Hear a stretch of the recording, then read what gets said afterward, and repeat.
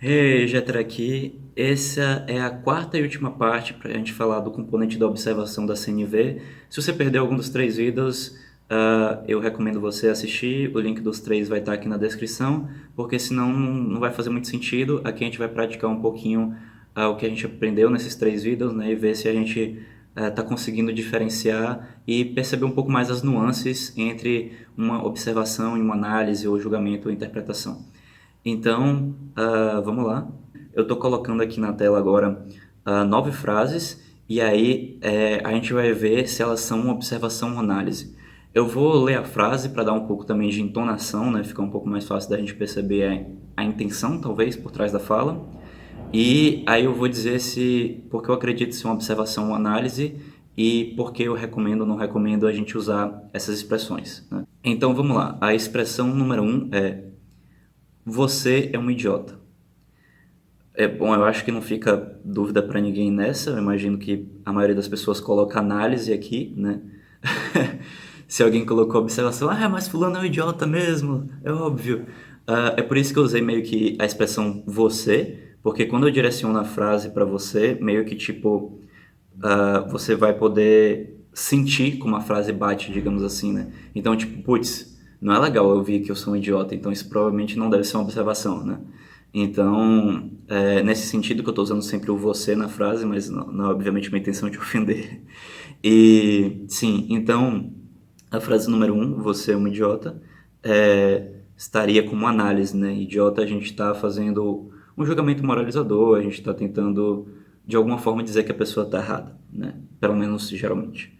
2. Você sempre mexe as mãos quando fala. Se você quiser dar uma pausa no vídeo para pensar um pouquinho, em qualquer momento você pode pausar, tá? Se você achar que eu tô indo num ritmo muito rápido. Nessa frase aqui a gente tem meio que uma pegadinha, porque eu creio que isso seria uma observação, né? Mexer as mãos é uma observação direta do comportamento da pessoa. A gente não está dizendo que a pessoa está agitada, a gente não está dizendo que a pessoa é destrambelhada, a gente está simplesmente descrevendo que a pessoa mexe as mãos quando fala. E só que a pegadinha está na palavra sempre. A gente tem que ter muito cuidado quando a gente faz observação. É tipo aquelas pegadinhas de prova, de vestibular e tal. A gente sempre deve ter muito cuidado com as palavras sempre e nunca, né? Porque chances são que a pessoa vai lembrar um momento que desmente aquilo que a gente está dizendo e ela vai meio que responder isso pra gente ao invés de focar naquilo que a gente quer trazer, que é a nossa necessidade. Muito cuidado com a palavra sempre. Por exemplo, a gente tá numa situação de casal. Aí a esposa diz pro marido: você sempre sai com seus amigos no final de semana. Aí ele vai dizer: não, veja bem, no fim de semana tal, do mês tal, eu saí com você, outro fim de semana tal, eu saí com os filhos e tal. Enfim, então percebe o problema? Que a pessoa acaba caindo na defensiva de provar que você está errado, trazendo um exemplo contrário, e aí a gente tira o foco da conversa, que era nas nossas necessidades, e vira um foco de provar quem está certo e quem está errado. Então, muito cuidado com as palavras sempre e nunca, né? É melhor a gente dizer aquilo que a gente observou. Então, eu observei que nas últimas 3 vezes que você falou, você mexeu a mão muito. Se for uma coisa muito recorrente, a gente pode usar a palavra frequentemente, né? Por exemplo, você frequentemente mexe as mãos como fala, mas evitar usar sempre e nunca, porque a gente pode tirar o foco da conversa sem querer, né? Dito isso, a frase 3, você nunca me escuta, né? Já dá pra ver que o problema do nunca, né? Mas aqui tem outro problema também, né? Que aqui seria um rótulo vago, né? O que é não me escuta, né? O que é me escutar? Me escutar é olhar pra mim quando eu falo. Me escutar é repetir aquilo que eu digo pra ter certeza que eu entendi, que você entendeu no caso, né? O que é escutar, né? Então, o mais provável aqui é que a pessoa está expressando o quê? A necessidade de empatia, a necessidade de ser compreendido. Mas quando a gente coloca dessa forma, eu acredito que deixa de ser uma observação e vira uma análise, né? Porque a gente está dizendo que basicamente o outro está errado por não nos escutar e a gente não está oferecendo ao outro como a gente quer ser escutado, né? Qual é o pedido que a gente tem para o outro que atende a nossa necessidade de empatia. Então, eu acredito que isso é uma análise também. Vamos para o 4. Você eleva a voz quando está irritado. E aí, o que você acha? Isso é uma observação ou é uma análise? Eu acredito aqui ser uma observação, né? É elevar o tom de voz, a gente não está interpretando como gritar, a gente está descrevendo o comportamento. A questão do irritado é meio delicado. É muito complicado a gente dizer o sentimento do outro na nossa observação, a menos que seja algo que o outro já recorrentemente nos traz. Se a gente pergunta para o outro, como você está se sentindo? E a gente vê que é recorrente o outro se sentir irritado quando está com um tom de voz elevado, aí beleza. Mas eu consideraria uma observação, tá? Eu só teria muito cuidado em a gente usar sentimentos quando está na observação. É sempre muito mais valioso a gente perguntar ao outro como o outro está se sentindo, porque demonstra que a gente está preocupado, né, com o que o outro está vivenciando. Lembra aquelas duas perguntinhas da CNV? O que é que o outro está vivenciando e o que é que a gente está vivenciando e como pode tornar a vida mais maravilhosa? Então, quando a gente pergunta o sentimento para o outro, a gente dá essa possibilidade do outro perceber que a gente está interessado em saber o que está vivo dentro dele. Então, eu teria cuidado com afirmar sentimentos, mas o comportamento em si é uma observação, né? Elevar o tom de voz é mais uma descrição do que um rótulo, um julgamento. 5. Você não gosta de mim. E aí? Observação ou análise? Né? Eu acredito que aqui seja uma análise, né? E ela cai muito naquela ideia de imagem inimiga. A gente criou uma imagem de que o outro não gosta da gente, provavelmente porque nossos pedidos não foram atendidos ou porque a gente continuamente vê o outro se comportar de uma forma que não atende nossas necessidades. Mas veja que isso tudo que eu falei agora é diferente de criar uma ideia de que o outro não gosta da gente. Talvez o outro não tenha clareza das nossas necessidades, talvez a gente esteja agindo de uma forma que dificulta o outro atender nossas necessidades, porque de alguma forma ele não está tendo as necessidades dele atendidas. Então, aqui eu vejo mais uma análise do que uma observação. A observação seria, quando você se comporta de tal modo, eu me sinto assado porque minha necessidade de, sei lá, de compreensão, de empatia não é atendida, ou minha necessidade de, enfim, qualquer que seja na situação. Mas veja que quando a gente observa, a gente diria seu comportamento tal, né? E aí a gente estaria no sentimento de necessidade pedido, mas a gente não simplesmente descreveria, você tem essa intenção, ou você acha isso assado de mim, né? A gente apenas falaria o comportamento e por que aquele comportamento não atende nossa necessidade, o que a gente sente e o que a gente gostaria que acontecesse, né? Então vamos para a sexta. Você me olha diferente do que você olha para os outros. Eu já trouxe esse exemplo para algumas pessoas, elas disseram para mim, isso é um julgamento e tal, né? E é normal a gente interpretar as coisas como julgamento porque foi como a gente foi treinado a interpretar.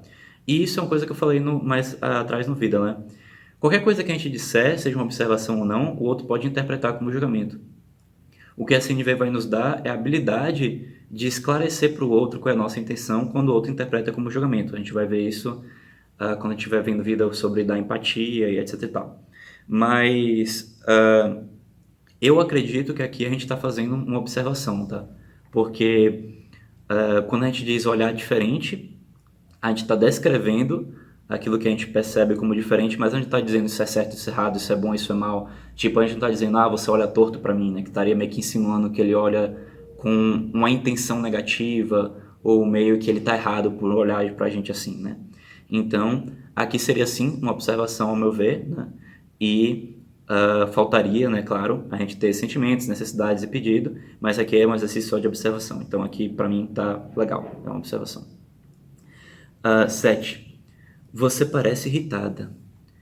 Aqui entra um pouco naquilo que eu falei do perigo da gente afirmar as emoções do outro. É muito mais valioso a gente perguntar. Pode ser sim uma observação, né?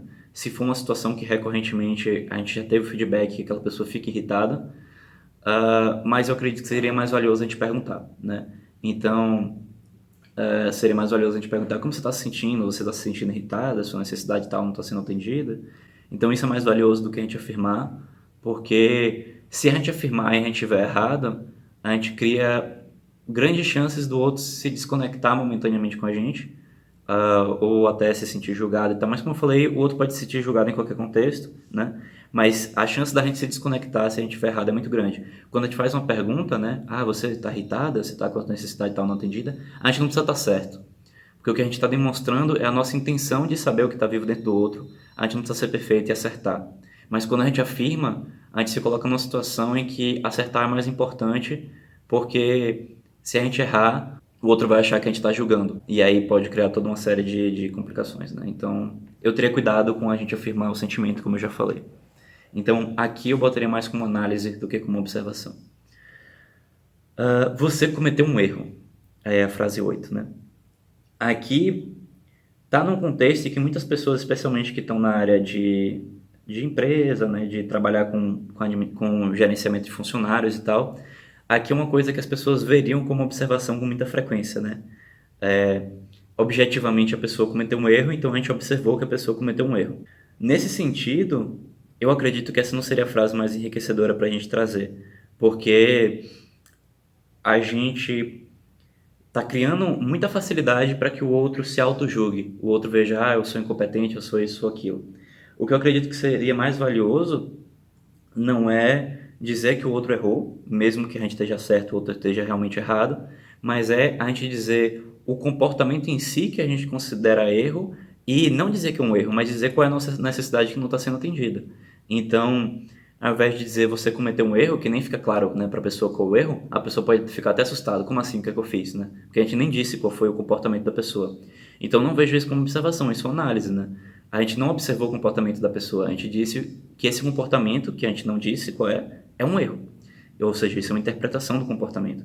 Então seria algo como, vamos dizer que o comportamento era que a pessoa, ela não usou máscara, né, nesse tempo de pandemia, no horário de trabalho, né? Então, ao invés de você dizer, você cometeu um erro, você não sabe que você tem que usar máscara, blá, blá, blá, a gente diria, fulaninha, eu percebi que no seu expediente hoje, você não estava utilizando a máscara. Isso é uma observação, né? A gente não ensinou que é um erro, a gente não ensinou nada, a gente observou o comportamento em si. Dito isso, eu me sinto assustada, porque eu tenho a necessidade de prezar pela segurança, pela saúde de todos, e eu acredito que você utilizando a máscara atenderia essa minha necessidade. Então perceba que é muito mais valioso a gente trazer para o outro qual é o comportamento em si, que a gente quer que seja diferente, né? E o porquê a gente não gosta desse comportamento, né? Então não é porque são as regras, não é porque você está errado, não é porque o Ministério da Saúde disse que você tem que, é porque eu tenho uma necessidade, né? Que é a minha necessidade de segurança, de preservação da saúde, e eu quero que essa necessidade seja atendida através do uso da máscara. Eu gostaria de expressar isso para você. Percebe a diferença? Então muita gente acha que você cometeu um erro seria uma observação, principalmente as pessoas que estão nesse contexto empresarial, mas eu, ao utilizar a CNV nesses contextos, eu não usaria dessa forma, porque por todos esses problemas que eu acabei de expressar. Então, vamos para a nona e última frase. Você está tremendo de frio? E aí, observação ou análise? Eu aqui acredito que seja uma observação, né? Primeiro porque a gente está colocando no sentido de pergunta, a gente não está insinuando, a gente está apenas questionando o que a pessoa está sentindo. Então, nesse sentido, ponto para a gente, né? Porque a gente está criando aquilo que eu falei, né? Que é o interesse de saber o que está vivo na pessoa. E, nesse sentido, me parece uma observação, né? Tremer é um comportamento observável. É, o de frio talvez seja uma análise da nossa parte, mas como a gente colocou em forma de pergunta, aqui eu veria como observação mesmo, tá? É, seria diferente de a gente afirmar que a pessoa está tremendo categoricamente porque está com frio e às vezes ela está tremendo porque ela está nervosa, né? Então, nesse momento viraria uma interpretação nossa. Mas tremer é um comportamento observável, de frio, em certo ponto, é uma análise, mas quando a gente coloca em contexto de pergunta, mostra que a gente está tentando observar o que está acontecendo com o outro e não julgar o outro, algo do tipo. Então, nesse sentido, eu vejo como observação essa frase. E aí, você acertou muito, errou muito? Aqui o objetivo não é a gente comparar quem está acertando mais, nem nada do tipo, por isso que eu nem vou te pedir para você comentar quantos você acertou aí embaixo, porque não é esse o meu propósito, o propósito é que a gente esteja praticando. E me dê esse feedback se você gostaria de ter mais exercícios como esse, se você achou dificuldade, você quer ver mais exemplos, ou se você achou tranquilo e está feliz e contente que você pegou a diferença entre observação e análise. Esse feedback eu ficaria feliz em receber, né, de como você se sentiu em relação a essa prática, né? Se você achou que foi insuficiente, você quer mais, ou se você está feliz porque você percebeu que você conseguiu distinguir uma coisa da outra. Você pode sempre também reassistir esse vídeo, né, se ficou dúvidas e tal, mas qualquer coisa deixa aí nos comentários que eu posso dar ênfase em certos pontos e trazer esclarecimentos, né, nos próximos vídeos. E por esse vídeo é isso, eu fico muito feliz que você me acompanhou até aqui, praticou comigo e nos vemos no próximo vídeo. Até mais!